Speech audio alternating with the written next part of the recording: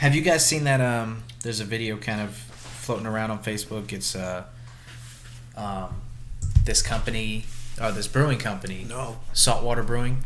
I've heard of them. You saw this? I haven't seen it. I heard. So about they made. Nicole was telling me about this. They made not biodegradable, edible 6-pack rings. Yeah, Yes. the plastic ring things. But that they're made out of the leftovers from the brewing process. Oh. So like Yes. the barley and all that stuff, and they use that. You haven't seen that? Oh no, I have now. I didn't know what you were talking about before. That's what I was talking about before. All right. Thank you. That's I thought it cool. was the one thing Adam didn't see on the internet for once. Well, first. nope. Sorry. No. Sorry to disappoint Can you fellas. just play along for I know, once? right? Can you just act like you haven't seen it? Jesus. Yeah, Can I just bring something? Can we bring something to the table that Yeah. you You You have? bring so much to the table, Well, Marco. Adam, since Thank you. you are the new master of the internet, apparently. No, he's always who was? I was. Oh. Because I got some dank memes. That's right. You got all the memes. Before all the everybody else. memes. You right. Well, I was gonna say, next Oh. episode we should try to find Saltwater Brewing Company and contribute toward the cause. All right. All right. Can we try to eat it? Yes. Let's try to eat it. Try to eat it. I'm not eating it. I'm gonna try to eat it live on the podcast. All right, but let's focus on this. You're right. We have a beer Mark, in hand. tell us what we have. We have from the Anchor. What is it? Anchor Brewing Company. Yeah. Okay. So from the Anchor Brewing Company, the Argonaut, the San Francisco Flying Cloud San Francisco Stout. I can do it, and I did it. You did it. Good job. Thanks, guys. Let's drink it. He's already drinking it. It's the One Beer Podcast. Oh, God.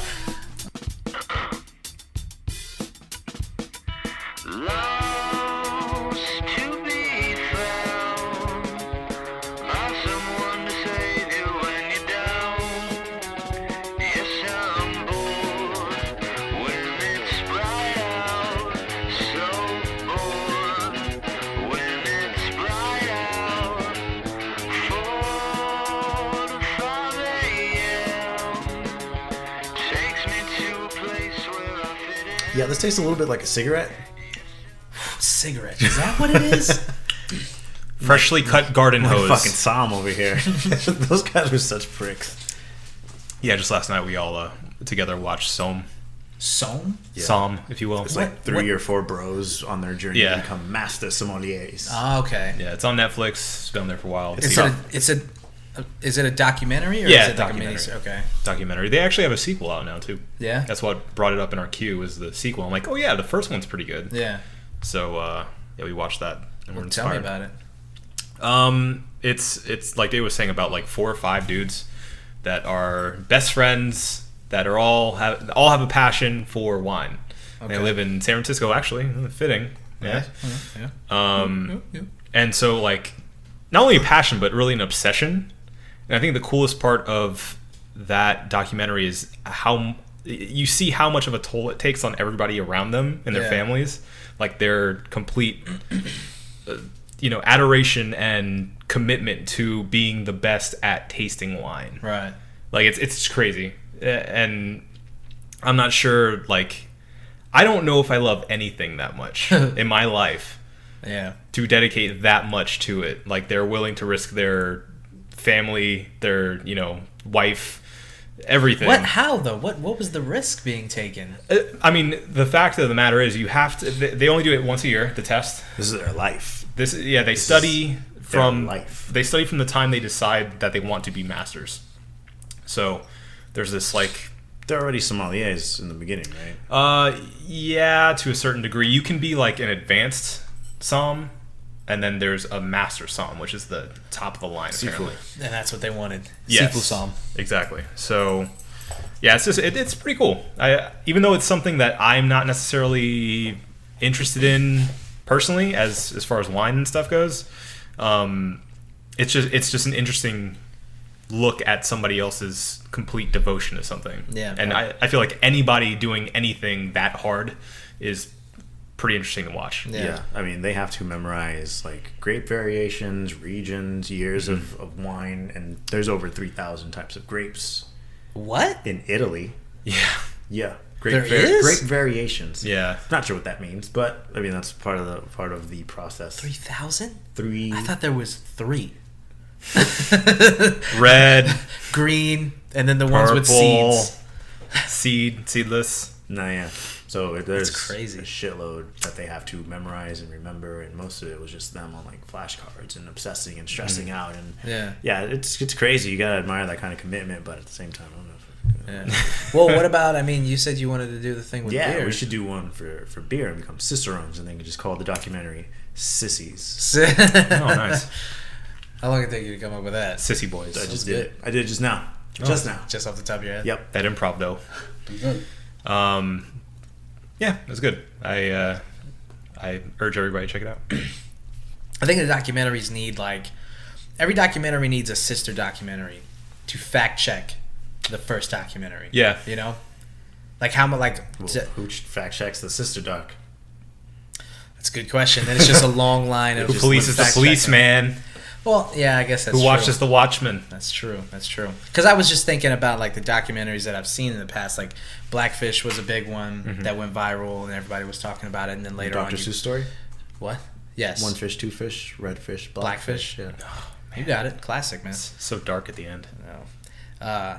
What happened with Dr. Seuss, man? He was going down that hole. I mean, it was like that hole of depression. He started. Oh, he started spiraling out Yeah. during Blackfish. During Blackfish. Oh.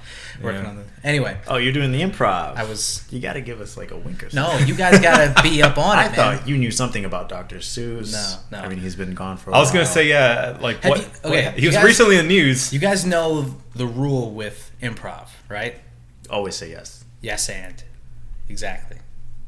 What? That's like you said. Always say yes, but the rule is yes and. So you agree, and then riff, keep going. Nah, we need Antino back.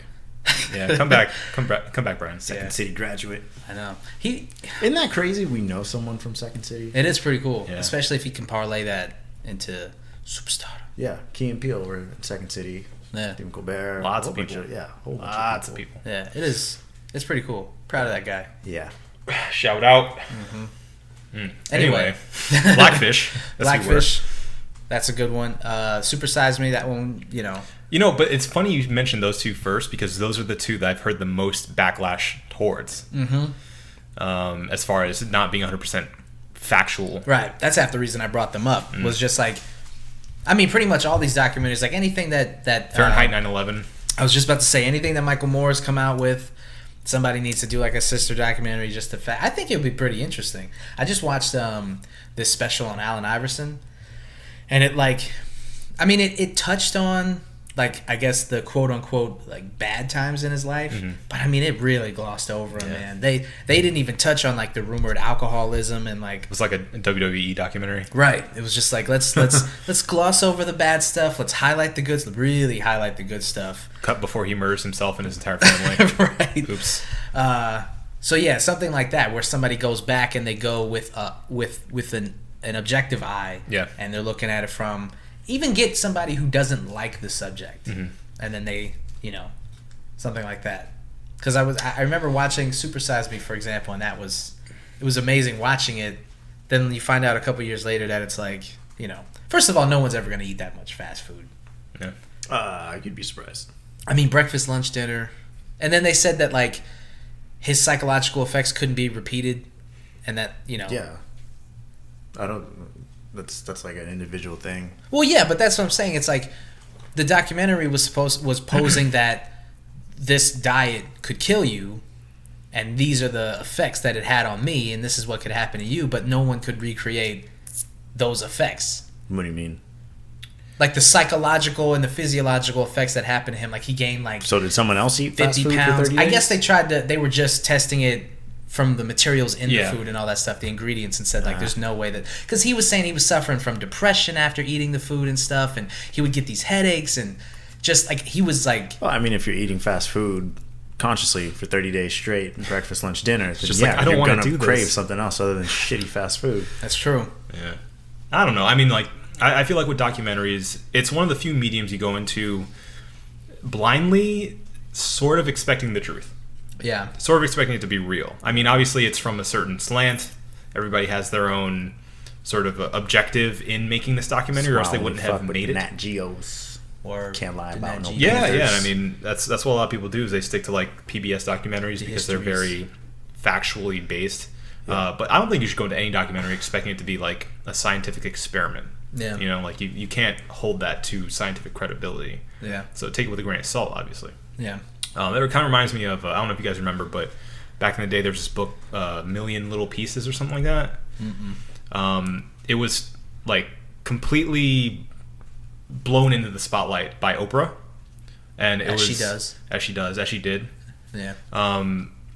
And it was all about basically the dark spiral that this addict fell into. And he goes into these like really deep descriptions of him like losing his teeth and like all this graphic, disgusting things that he had to do as an addict, and him eventually finding hope and recovery. And he came out as this big advocate for basically hope for people that are addicts, drug addicts, and just trying to find some way out. And he was featured on her show, and it's this big to do. It turns out he made a lot of that up. And so once that came out, he had to like go to her show again, hat in hand, and like apologize to the public, apologize to everybody that he gave hope, who now he basically just shit on. Okay, but here's a better question. Who's the shithead that exposed it and was like, you know what, this guy's doing something good? I'm gonna blow the top off Fuck of this guy. Right. Fuck this guy and fuck all these addicts. Well, because there's like get back to my crack rock. There's people who believe that no matter what the consequences, the truth needs to be exposed. The truth is important above all. Nah, I think that's why I lie to Adam all the time. Right. What? Sometimes you need to protect things, or if something's positive and good, who cares if it's a lie? Yeah. I mean, unless it's really like fucking debilitating and something. Yeah. But I think something like that, if you're helping addicts and you're helping people, you're giving people hope.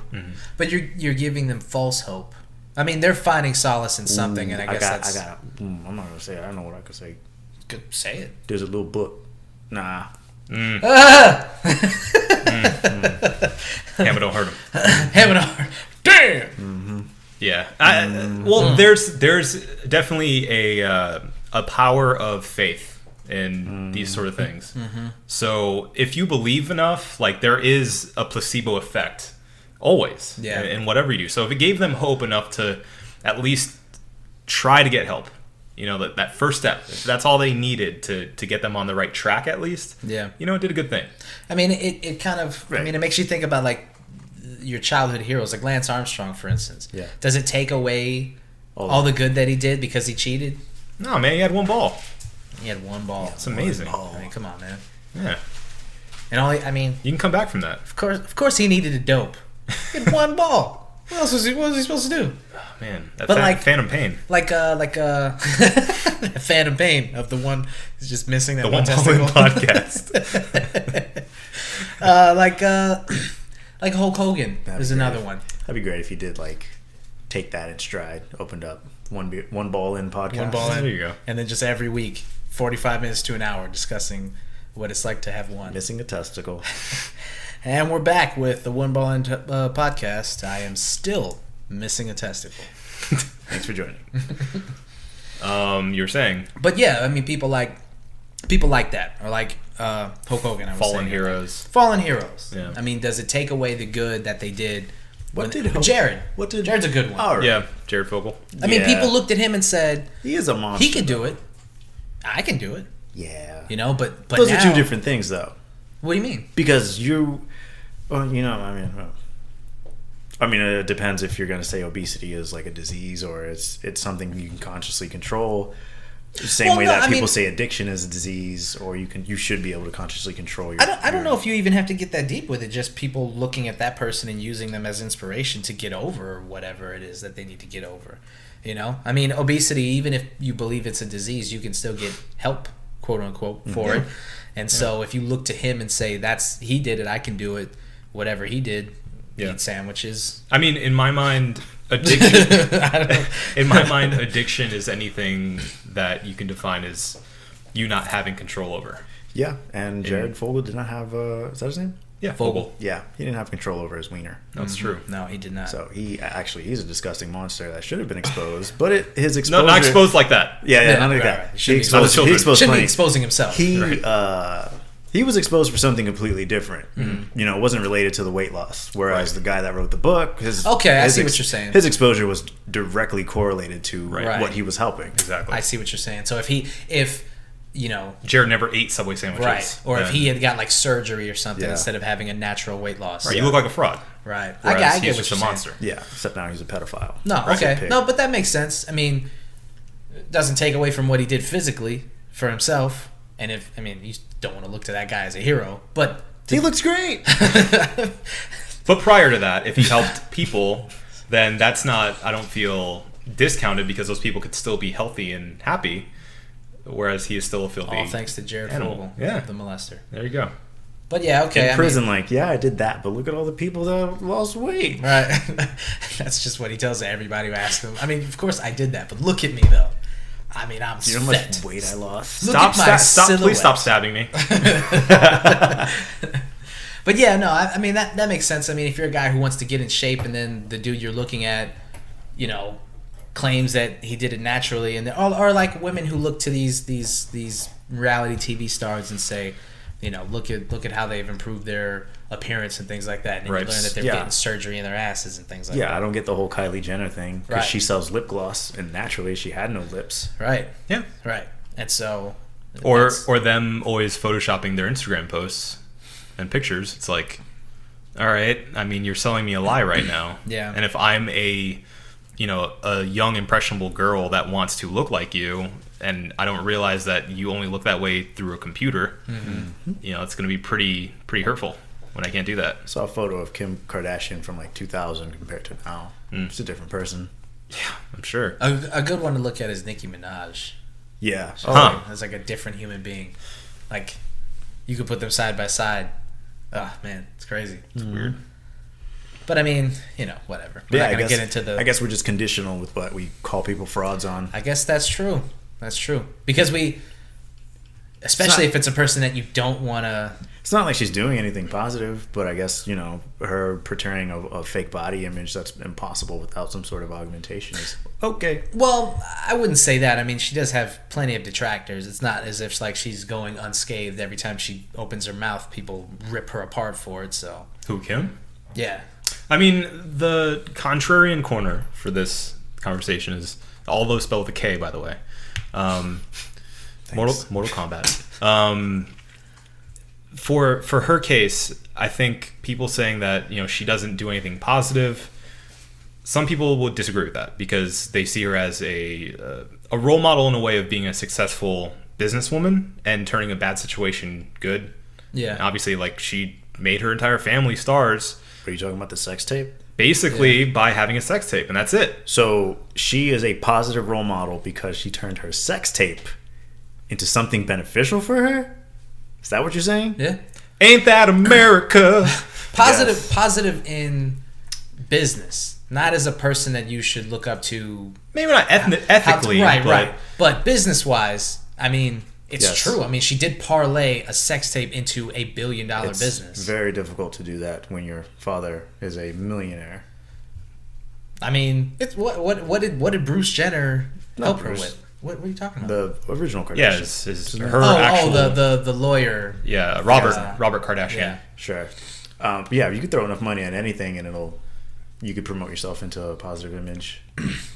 Well, I wouldn't say that she's promoting herself into a positive image, but What did she do that was positive? nothing. I'm not saying she did. I'm saying that people could look at her and say that she Well, she made herself a fashion icon, I think. Right. That's fashion something she icon. did. She's she parlayed her stardom into reality TV success, the mobile apps, the clothes. I mean, say just what you will, everything. but It's not like she's sitting there writing the apps, the code for the apps herself. Of course not. No. No, she's Well, putting her name on shit. So she has a personality that people. She has a personality? I guess. But, I mean, people seem to like what she does, or if not like, at least be interested in watching. Because Right. if that wasn't the case, then that show wouldn't have gone anywhere. Right. You know, Right. maybe it's really talented editors that make her and her family look interesting, but it's worked for the Have past you ever 10 watched years. an episode of Keeping Up with the Kardashians? Have you kept up with the Kardashians? At even Adam, shut your mouth. a couple minutes. I watched about 15 minutes, 20 minutes of an episode. I was just going through the channels, and then it was like the best of, and I was like, okay, yeah, best of. Irony. And I was like, okay, I could watch this because this will give me a taste of like, this is their opinion, like the best scenes from the show itself. Greatest Hits, And, Volume 1. Yeah, and it was, I'm sorry, Greatest and Hits. one mixtape, and then it's just Rob and fucking Bruce Jenner. Caitlyn, sorry. Caitlyn, watch your mouth. And yeah, I mean, you know, it's exactly what you think it is. Yeah. You know, so if you have any preconceived notions of the show, you're right. Yeah. There's what I saw was they were at some beach, and Kim loses like a pearl earring in the ocean. Oh, And she has just a loses fucking it. meltdown. Yeah. I mean, I didn't see that.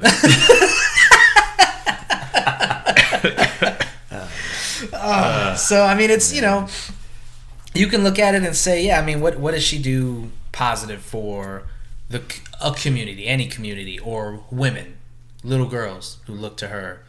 But then again, I mean, like Adam was saying, I mean, she parlayed her, you know, most people would say, shitty personality into $1 billion success. I mean, First off, is that the first thing you think of when you think Kim K? Like, oh, yeah, she's a great businesswoman. And two, she took her shitty personality. yeah.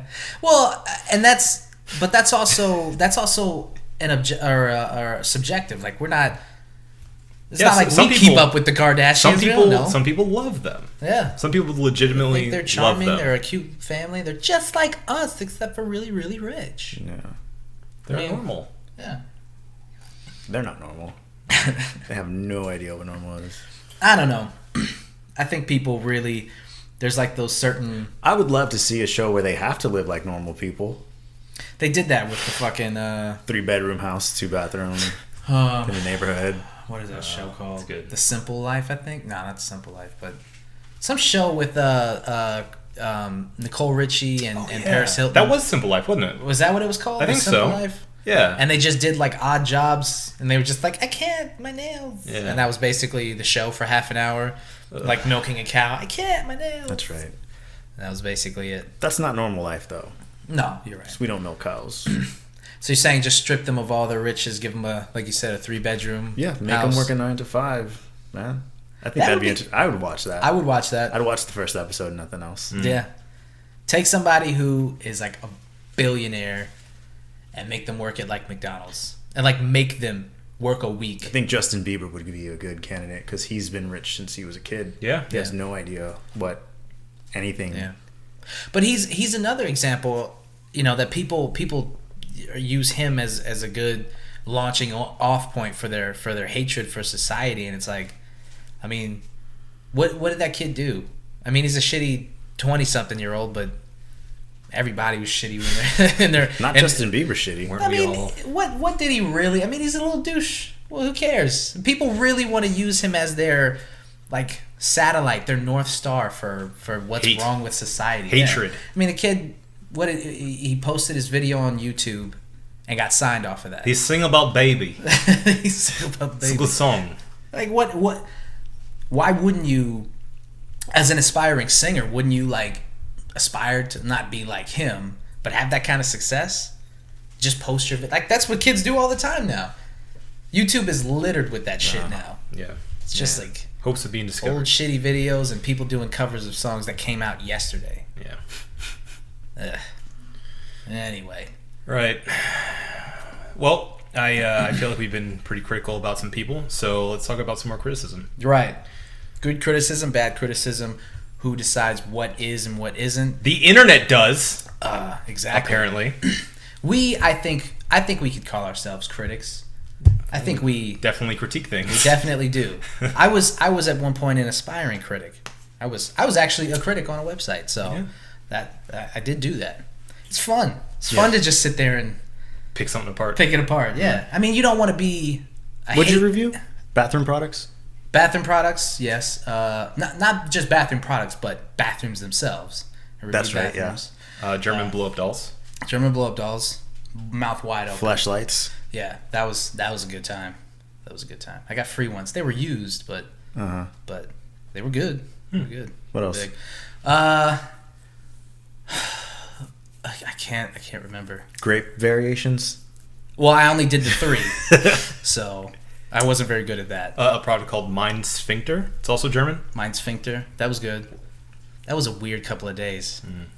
It's a weird week. Still not Anyway, walking straight. to get to the point, to get to the crux of this, There it is. Uncharted 4 is out, Yeah. and people are loving it. Pretty much I'm a getting people. rave reviews. He's Adam good. is a people, and he's loving it.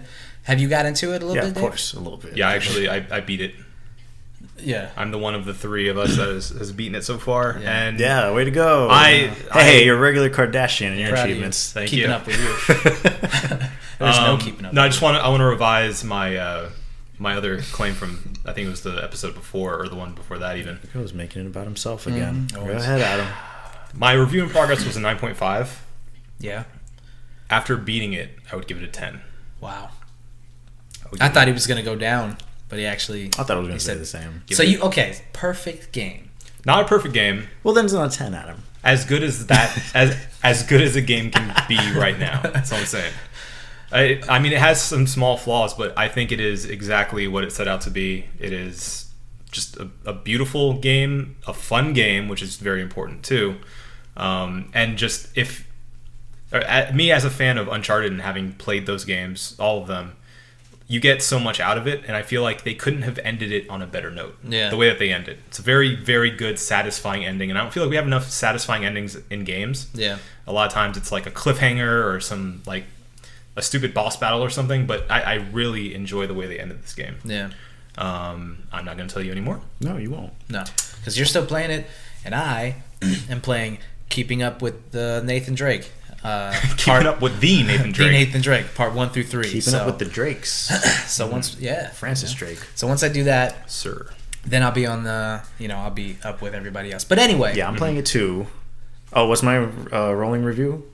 do you want to give one? 8.5. 8.5? Really? 8.5. Okay. All right, I you wanna mean, know he why? said that like, You want to know why? Why? stick the landing. I don't like the shooting mechanics. Ooh. Okay. I saw a little bit of him playing some shooting parts. It is not. I don't know if it's always been that problem with me. They're great games, great stories, the pacing, character, the voice acting, everything's great. Yeah. The shooting is what I dislike the most. Yeah. Or probably the only thing I dislike. It's, I don't know, not as responsive as I want it to. Maybe I should play with the sensitivity a little bit because Yeah. I don't know. I'm not as accurate as I should be. Just saying. And I'm Well, I mean, PC Master I'm Race. pretty good. I'm pretty I good. will say- I've played a lot of shooters in my time. I'm pretty good. It's going to be great. I've pretty played good. the best shooters. The shooters. He's played all the shooters. But you would knock it down that much? Yeah, because it takes it away. Because I want to go on just a fucking spree, and I can't snap because the shooting is not that great. Yeah. Okay. That's big time. We'll 'Cause- come back to that. Ruins my momentum. That's a lot of points. It is. It is. I mean, I that's mean, a full it's point down from him, and then we still- went up to 10. I mean, Still got a long way to go, though. yeah. Yeah. So story could bring it back up. You never know. Yeah, I want you to try a little bit of multiplayer too. See how that feels. Let's see how that Get a I'm full. not doing what you tell me.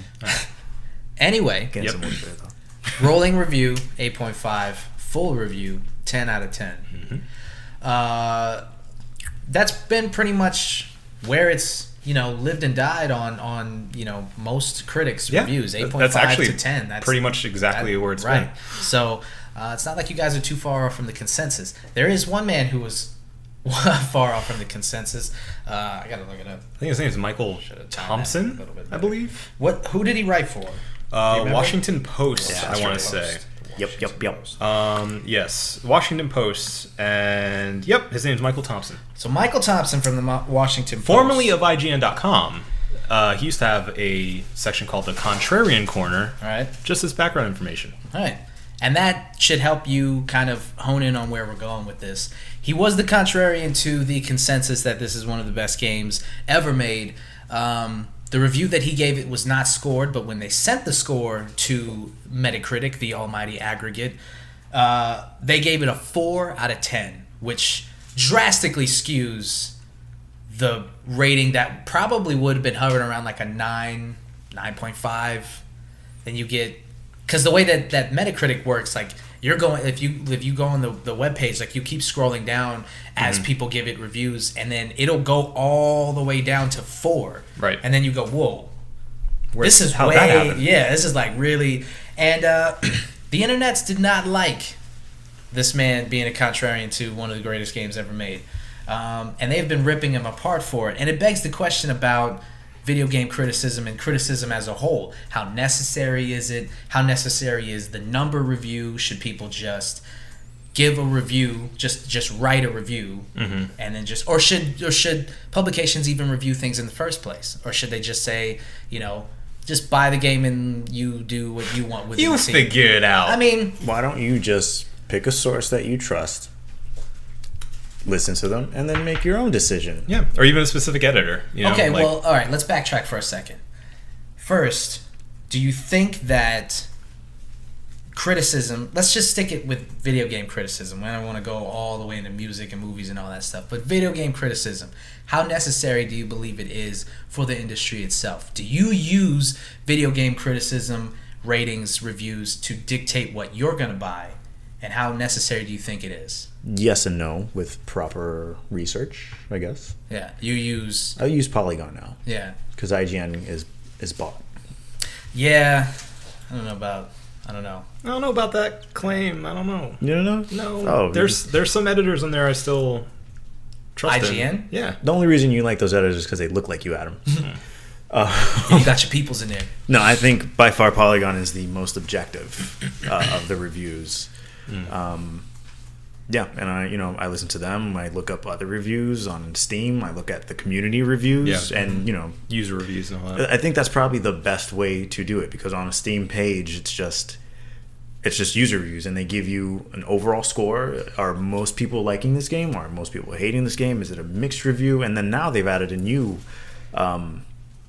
feature where it's most recently reviewed, like the overall most recent. Yeah. So a lot of people go on there and they'll just trash a game because an update broke it or something like that, and Right. they'll tear it to shreds.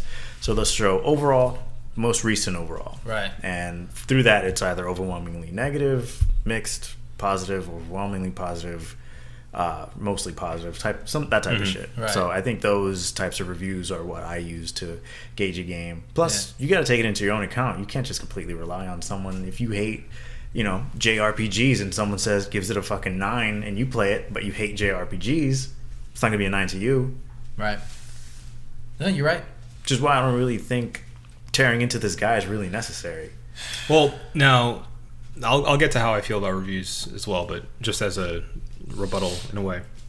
The issue that people had, other than just blindly going in and going, Uncharted 4 is a masterpiece, how dare he, is because this guy has been known, like, he had an article called Contrarian Corner for a reason. Like, he trashed Dark Souls, he trashed Red Dead Redemption in the past, and like these well-known, like, how can you dislike this game? He just finds a way to be a contrarian. That's his thing. Yeah.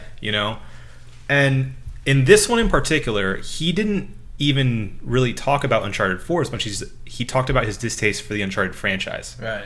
Just period. And he said that they're not pretty, but they're gaudy.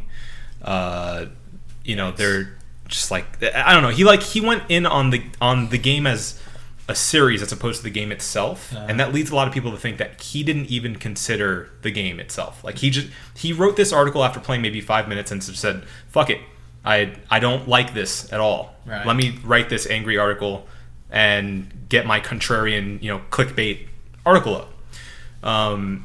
So a lot of people are upset at him for doing that and not having a fair review and not giving reasons why he gave it that. He didn't give it that low of a score because, again, like you said, Marco, he didn't give it a score. But the fact that he was so negative on it, that he didn't give any actual reasons. He just said, "I hate this," which is sign to me that that's not a good reviewer.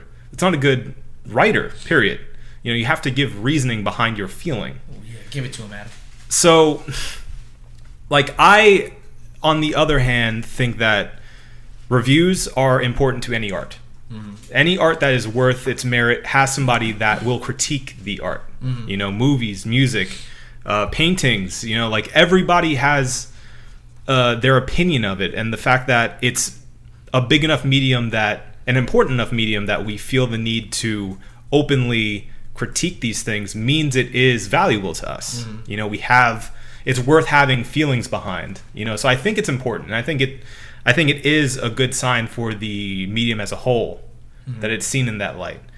But on the other hand, if this guy actually gave his 2 cents on the game and, you know, wrote a coherent article about why he disliked it, like if he was like David and said, listen, I hate the mechanics of this game. It didn't work for me. It never did. And it continues to disappoint me. Yeah. The story was fine, whatever. I'm not into it. Didn't like it, 4 out of 10. Yeah. If he said that, I mean, like, okay, that's fine. I understand your point of view. Right. People would still be mad, but they would have less of a reason to be upset. Because in my mind, if you don't like something, let's say, you know, and I mean, this is like the defense that IGN always has for reviews that people say, oh, well, you just bought that review. Clearly they gave you some money, or the opposite, where they really love the game and they trash it and they go, well, looks like the check didn't come in the mail. I mean, like, the easiest response to that is that people have different opinions for stuff. That's how it is. People have a different opinion. If you don't agree with that opinion, and maybe it's not the common opinion, that's okay. Like, that is your opinion. That is the editor's opinion. That's their right to have a different opinion than you. Yeah. You look up their past reviews, you look up their likes and dislikes, and if you don't trust it, then you don't follow them. Or you do the opposite and you go, you know what? He didn't like it, so I'm going to try it because I know I like games that he doesn't. Right. Or he or she, you know, like... You're asking a lot of people nowadays. Yeah, I guess so. That's a lot of research for people to do. I think the larger problem here is how much controversy was brewed from his not giving it a good review. You know, like people, they were what was it? The Battlefront CEOs at DICE. They were talking about the game itself and why it didn't receive a single player mode. This is actually pretty interesting. Did you read about this? I saw that. Yeah. So the reason that they didn't have a single player mode was they actually did have a single player mode, and they cut it out so that they could get the game out in time with The Force Awakens. And so... Because that's important. Right. I mean, it did have a larger impact. The game sold like 11 million copies or something crazy like that. It did really well, and I think it piggybacked off of, you know, the movie coming out. Although, they could have just put the game out whenever they wanted, and people would have bought it. It's a fucking Star Wars. Yeah. It's Battlefront. It works on its own... merit. Yeah. I mean, you could wait until the DVD release if you really needed to. Yeah, right. And it's not even relevant to episode 7. Right. It doesn't. It has nothing to do with it. Suffice to say, it's not a good reason for them to have cut it out. They're trying to get it on the fervor. But that's all it was. To the point, the CEO was talking about how we know that the lack of depth in the game affected its score. You know, are we happy about the 75 Metacritic score? Of course not. But, you know, going forward, we're gonna do what we can to kind of improve that. We're gonna piggyback off of that and do what we can to make the sequel better or whatever. And it struck me as really interesting that a CEO of a company is online looking at Metacritic. He's probably not physically doing it. Some assistant brings the numbers to him, but he knows that he has a 75 on Metacritic. I think that's the problem. Is that he even gives a shit about an aggregate, you know what I'm saying? Like, you put the game out, if you sell a ton of copies and the people who are buying it like it, shouldn't that be the only thing that matters? I mean, like with Call of Duty, for instance, those games, I mean, say for IGN, they get average to good reviews to varying degrees. Some of their games have come out and people just absolutely, like Black Ops, it's got probably near perfect reviews. But I don't think... I was going to say, like, from what I've seen, a lot of the Call of Duty games get pretty good reviews. I think it's more of the consumers who don't like... I want to see what your boy has to say with it. Who? Michael Thompson. I don't even know if he reviews that. He's too busy playing Pong or something. I don't know. But the games sell well, and they have, you know, a place in gaming, and people love it. The gaming community buy those games, and they love those games. But then we end up with Call of Duty, though. Right. And so, they're not going to push anything forward because they don't give a shit about the criticism, and that's I guess kind of where, how important is criticism really? I mean, you put it out, maybe a publication hates it, but if 11 million people buy it, I mean, that's what happened with Battlefront. I mean, it's got a 75, so it's got average to okay reviews, and yet, probably like 20 million at this point bought the game and still play it. It's got a very large online community, a dedicated community. So at that point, it's like, that's what I'm saying. Like, why does the CEO even give a shit? Yeah, it's perception, I think. Why wouldn't you want a CEO to give a shit? To give a shit about criticism of like the score on an aggregate website, as opposed to how actual people feel about his game. If everyone was saying that it was shit and he didn't sell any records, if he didn't sell any copies of the game, any units, then he should care about that. But if he has a large successful game that's out and they're still putting DLC and people are buying the DLC because they're fans of the game or they want it to be better or whatever, that should be the thing that matters to him. The 75 on Metacritic, I don't think... It's just interesting that he would even acknowledge it. You usually don't see important people like that even acknowledging aggregate websites or critics or criticism. Only in a very vague, broad way do they address criticism. It was interesting to me to see somebody actually say, yeah, that 75 on Metacritic bothers me. You don't usually see that. Well, I think that's a good thing. Yeah, that he acknowledges that and that he cares about that. Because why wouldn't you want a game that's getting hundreds? Oh, yeah, of course you do. I mean, it's important. You're getting an okay score, and most of the fucking games probably get sold off word of mouth. But did you buy an actual copy or did you download it? Me? Yeah. I downloaded it. Are you going to return it if you don't like it? I don't have the choice. Exactly.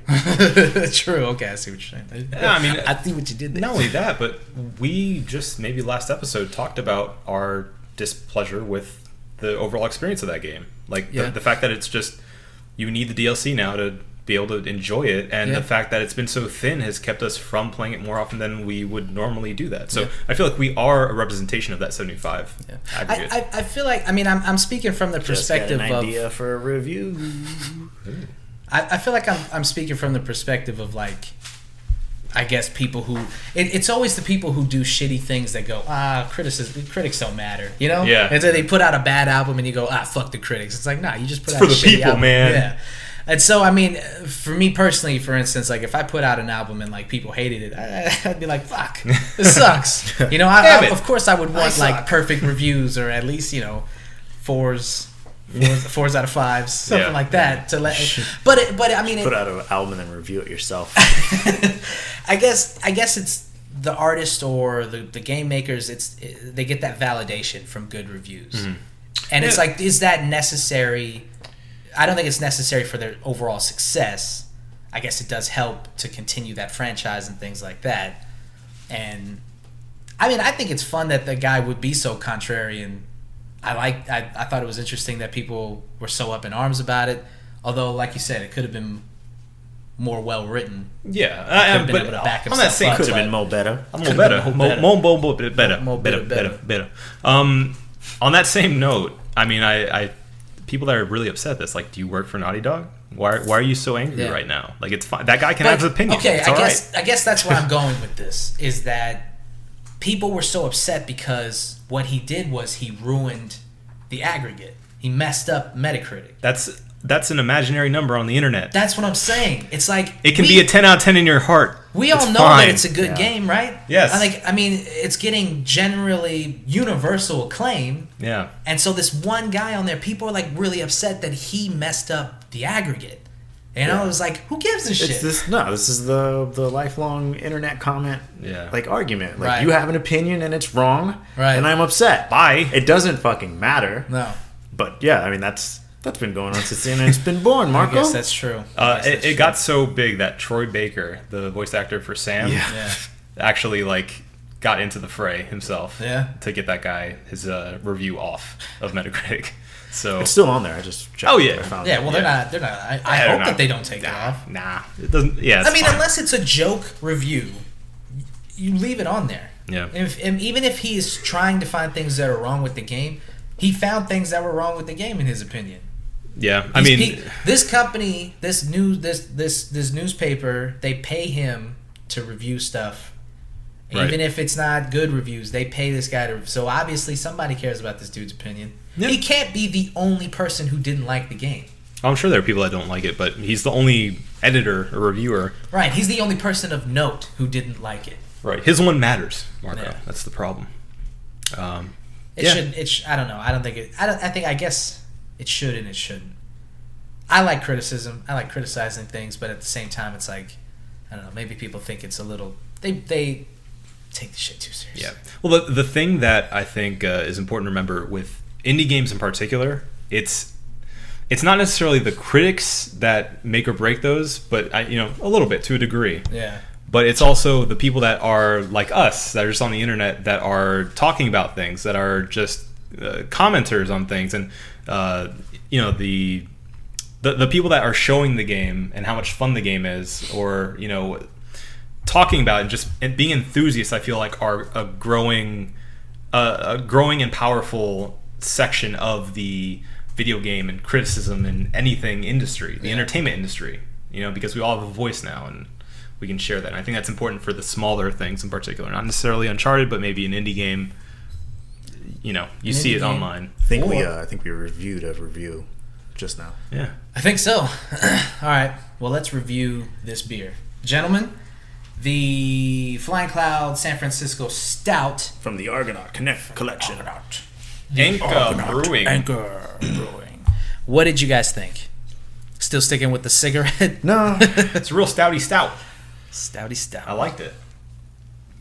It's been a while, I think, since we've had like a real big boy stout. Yeah. I mean, if we've had stouts, they're usually like milk stouts, smoother stouts, coffee stouts, things like that. Mm-hmm. So maybe that's why. Yeah, I guess that's what I was expecting from this and didn't get that and was weirded out at first. A little harsher than the stouts that we're used to. Yes. But a traditional stout, I feel. Enjoyable taste. Yeah. Yeah, it was the first couple sips that I wasn't feeling. Mm-hmm. You get into it, it's good. Yeah.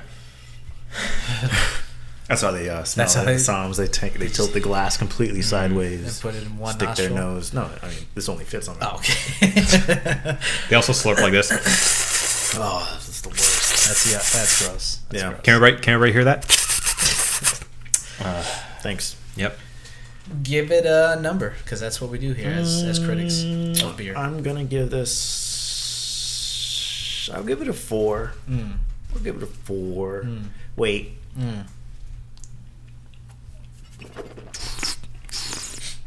Jeez. Gotta aerate it, man. I feel you. Yeah, I'll stick with a 4. Yeah. Adam? 4. It's good. It's a stouty stout. If you like stouts, get the stout. Get the stout, because you like stouts. Get the stout, get out. I'm also give it a 4, and I'm going to get out. This has been the One Baron Podcast. For myself, Marco Dupa. For the Deportes con David. Hola. And... Sí, claro. El gordo.